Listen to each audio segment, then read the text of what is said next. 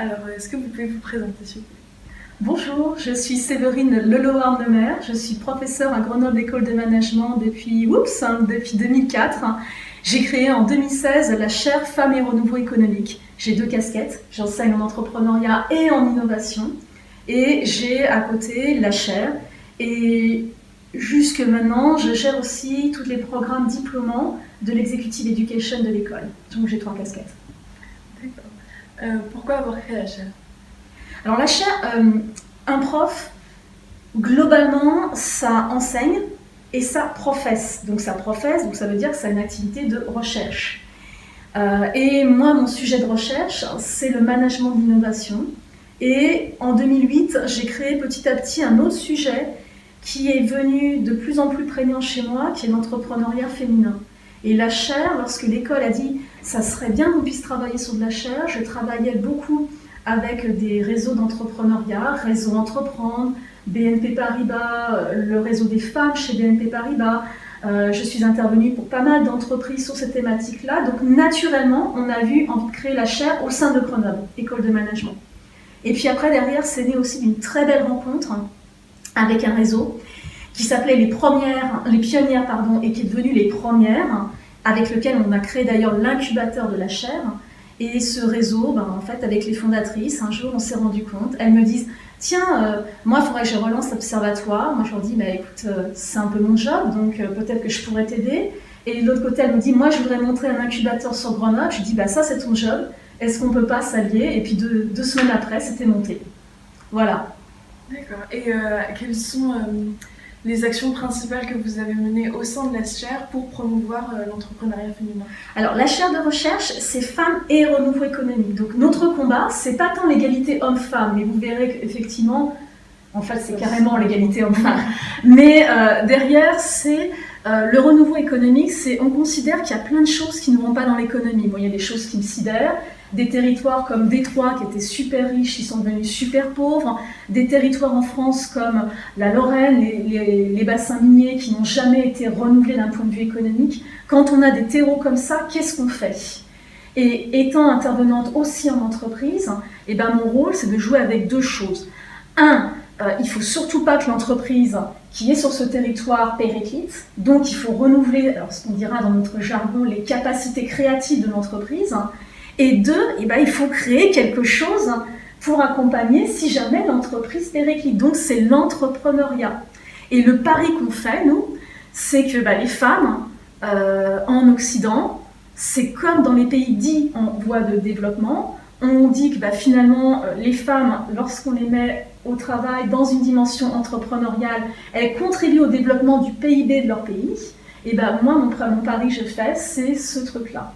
Et donc clairement, qu'est-ce qu'on fait derrière? On fait des recherches, c'est notre métier, c'est notre cœur de métier. Donc en fait, on fait souvent des recherches pour des réseaux de femmes entrepreneurs. Donc là, je travaille avec Bouge ta boîte, qui est un réseau professionnel de femmes entrepreneurs. On travaille aussi avec les Premières. On travaille également avec d'autres entreprises, mais ça, j'en parlerai dans quelques mois, pour créer un observatoire de la place des femmes dans l'entreprise tout court. Donc ça, on fait des recherches. On a créé des observatoires avec une communauté de pratique derrière, parce que c'est quand même plus rigolo de travailler, de parler avec des gens. Et après, on fait de l'expérimentation. Donc, on a créé l'incubateur J'aime les Premières. C'est l'incubateur des Premières de Grenoble, oui, certes, mais en même temps, c'est J'aime les Premières, parce que c'est un incubateur, et ça, c'est la première fois au monde qu'on met ça en place, qui est destiné à accompagner les femmes entrepreneurs sur des zones hors cluster d'innovation, donc hors zone de Grenoble intramuros. Qu'est-ce qui se passe quand on est dans le Vercors, quand on est pensez à Romans, quand on est à Saint-Marcellin, dans des zones qui ne sont pas super, pardonnez ma vulgarité, super friquées, où il n'y a pas une forte intensité économique, et comment on accompagne ces femmes à créer leur entreprise, créer leur emploi et créer d'autres emplois. Et puis à côté, on fait la même chose en entreprise, où là on travaille sur le leadership au féminin et comment on peut aider les femmes à mieux stratégiser en entreprise. Donc on fait les 2 choses. D'accord. Et comment est-ce que vous parvenez à inciter les femmes à se lancer dans l'entrepreneuriat? Est-ce qu'il y a une autocensure qui se fait quand on est femme de se lancer dans l'entrepreneuriat plus que si quand on est un homme? Alors ça a été identifié malheureusement pas par nous. Ça a été identifié depuis, en fait, il y a 40 ans de recherche en entrepreneuriat féminin. Et donc, le principe, c'est on est des nains juchés sur des épaules de géants, c'est le principe de base de la recherche.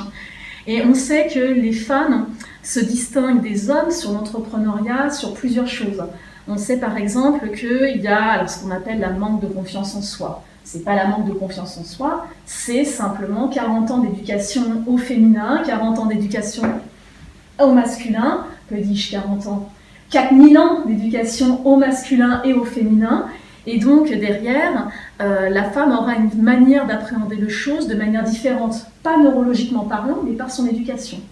Ça, c'est le premier point. On sait également que la femme va moins lever de fonds pour son entreprise qu'un homme. Donc fatalement, lorsqu'il faudra faire les choses, et ça, c'est les travaux de la chaire qui l'ont mis en valeur, quand on a un rapport à la délégation qui est différent. Puisqu'on nous dit qu'il faut tout faire, et en gros, on a du mal à déléguer des missions. Et en même temps, comme on n'a pas de sous, et on délègue encore moins parce qu'on ne sait pas qui embaucher pour déléguer la tâche. On sait également que la croissance d'une entreprise au féminin est un peu moins forte que celle d'une entreprise dite au masculin, tout simplement parce qu'il n'y a pas les mêmes stratégies. S'il n'y a pas de levée de fonds, on procède autrement. Donc, ce qui fait que pour répondre à votre question qui porte plus sur l'intention entrepreneuriale, il faut travailler sur l'envie de. Et ça, autant dans la société et dans l'univers capitalistique entrepreneurial, c'est facile pour un homme parce qu'il y a des rôles modèles, autant pour des femmes, des rôles modèles, il n'y en a pas des masses. Donc c'est pas la carrière à laquelle une femme pensera naturellement.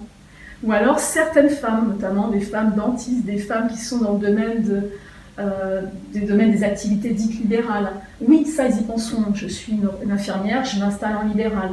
Mais, et encore, c'est même plus la tendance. Donc, comment on fait ? On essaie de travailler sur ces rôles modèles. La chaire vient d'avoir un très gros contrat, un très gros projet européen pour travailler là-dessus, sur comment on crée des rôles modèles dans le domaine de la santé pour aider les femmes à entreprendre, toujours dans mes territoires. Et comment allons faire pour qu'elles puissent dire tiens, je vais créer un cabinet durable dans une campagne, en dehors de Grenoble, en dehors de l'hôpital, et que ça puisse fonctionner.